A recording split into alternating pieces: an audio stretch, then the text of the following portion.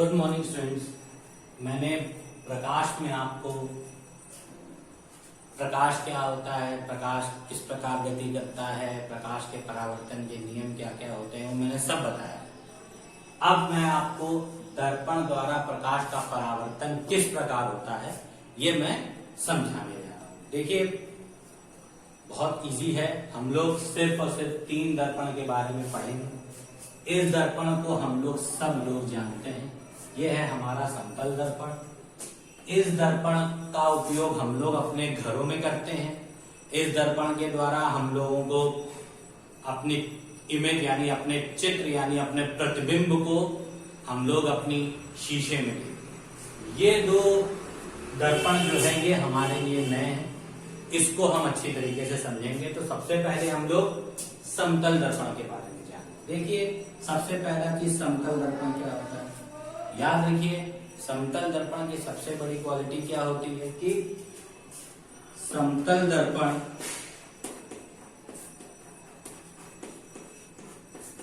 द्वारा बना प्रतिबिंब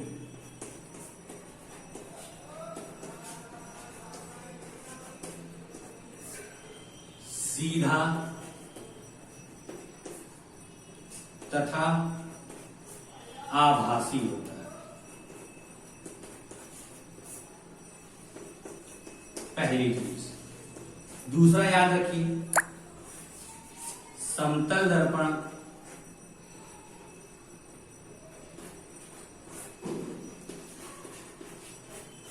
द्वारा बना प्रतिबिंब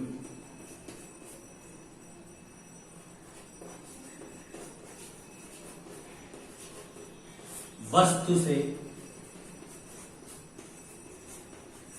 समान दूरी पर होता है।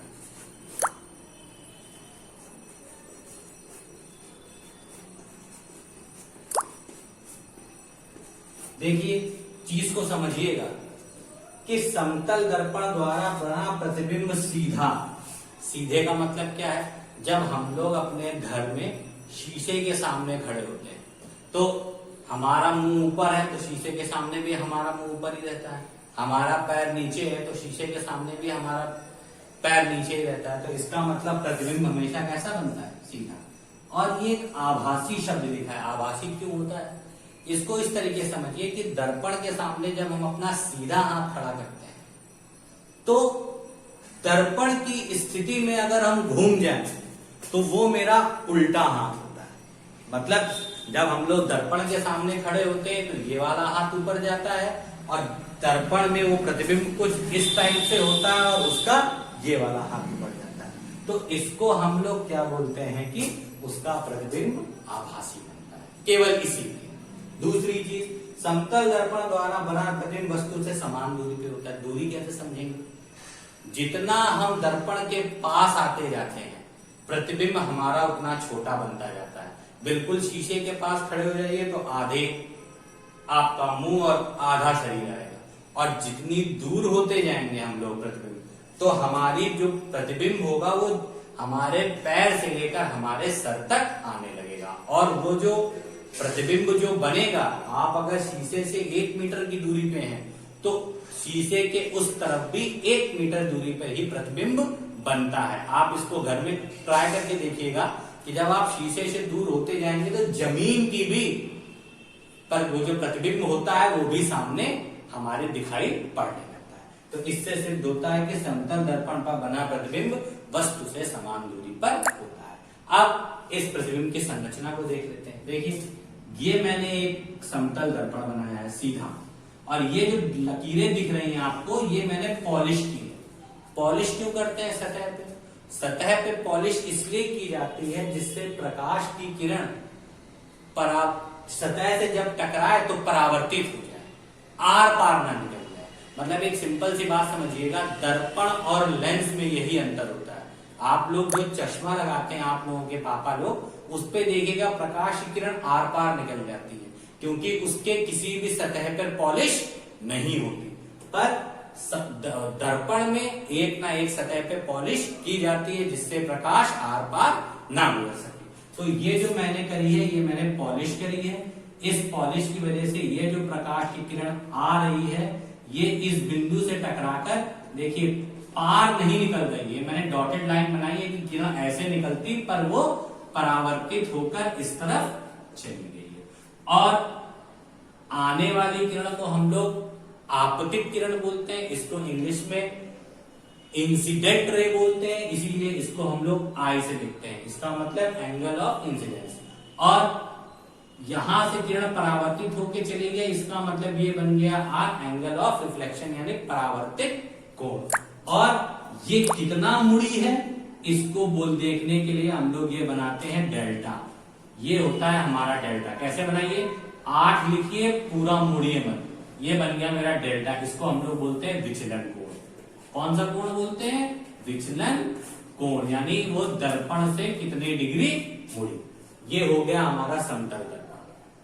अब देखिए आया हमारा अवतल दर्पण। अवतल दर्पण क्या होता है, सबसे पहले अवतल दर्पण को समझ लीजिए।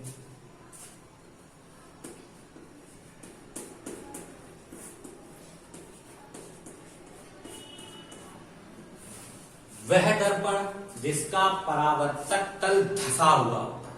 देखिए ये है हमारा परावर्तक तल, देखिए गड्ढे में घुसा है, तो बोलते हैं अवतल दर्पण वह दर्पण होता है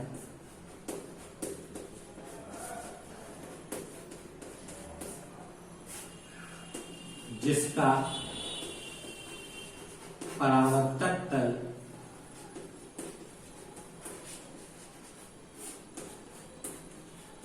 धंसा हुआ होता है।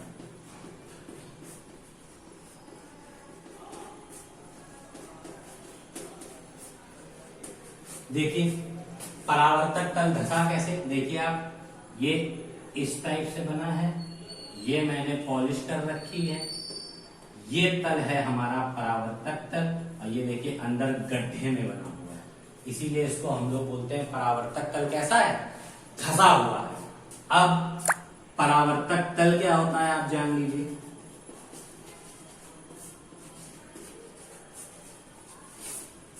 वह तल जिस पर या जिससे प्रकाश की किरण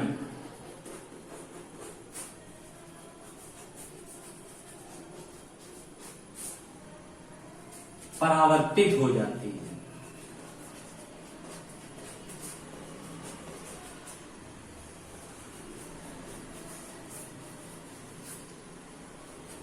परावर्तक तल कहलाता है। देखिए परावर्तक तल वह तल होता है जिसपे प्रकाश की किरण पड़कर क्या हो जाती है, परावर्तित हो जाती है। देखिए ये एक प्रकाश की किरण आई, लेंस में ध्यान दीजिए, इस बिंदु से टकराए और देखिए परावर्तित होके यहां आ गई।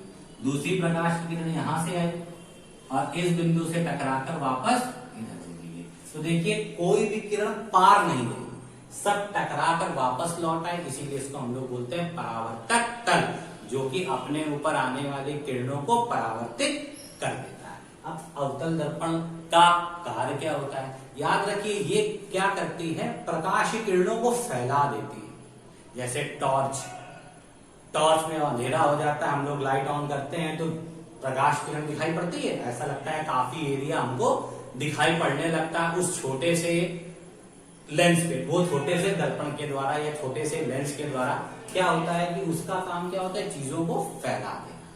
ठीक, तो ये मेन तरीके से चीजों को क्या करता है, फैलाता है। अब उत्तल दर्पण की बात करते हैं। उत्तल दर्पण क्या होता है,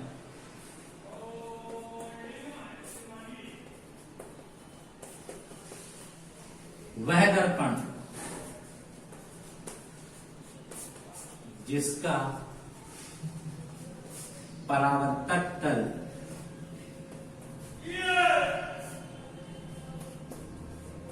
उठा यानी उभरा हुआ होता है।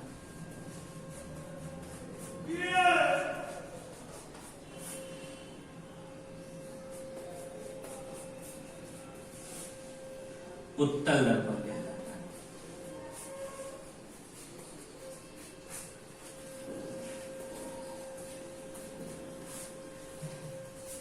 याद रखिए ये वर्ग देखिए, इसका परावर्तक तल देखिए कैसे उठा हुआ है। ये देखिए आपको ऊपर से उठा हुआ दिख रहा है, तो हमेशा इसका परावर्तक तल उठा हुआ होता है, इसीलिए इसको हम लोग उत्तल दर्पण कहते हैं। इसमें क्या होता है, प्रकाश की किरण दूर से आती है और एक बिंदु से टकराकर फिर वापस चली जाती है। ये क्या करता है, मुख्य कार्य इसका दूर से आने वाली प्रकाश की किरणों को एक जगह इकट्ठा कर देता है। इसका उपयोग मुख्य रूप से हम लोग अपनी गाड़ियों में जो शीशे लगे होते हैं, जिसको रियर व्यू मिरर बोलते हैं, जिससे हम लोग पीछे आने वाली गाड़ियों को देख सकते हैं, उसमें इस्तेमाल होता है।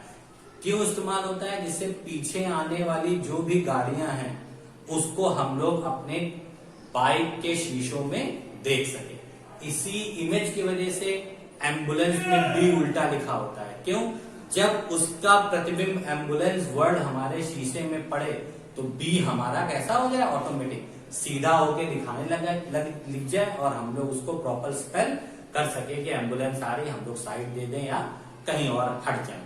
तो इस तरीके से उत्तल दर्पण, अवतल दर्पण और समतल दर्पण की परिभाषा, परावर्तक तल, उनके गुण, उनकी क्या क्वालिटी होती है, मैंने आपको बताया।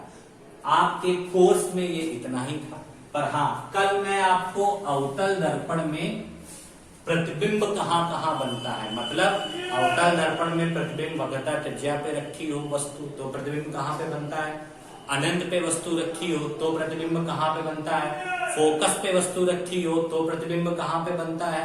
तो हम कल केवल इस दर्पण के बारे में और उसके बनने वाले प्रतिबिंबों के बारे में आपको अच्छी तरीके से समझाएंगे। तो उसके लिए पहले आप लोगों को इन दर्पण की गुण, इनकी क्वालिटीज, इनके परावर्तक तल के बारे में जानना जरूरी था, जो मैंने आपको बताया। आप इसको ध्यान से पढ़िएगा, समझिएगा और इसको कॉपी में नोट कर लीजिएगा। Thank you and have a nice day.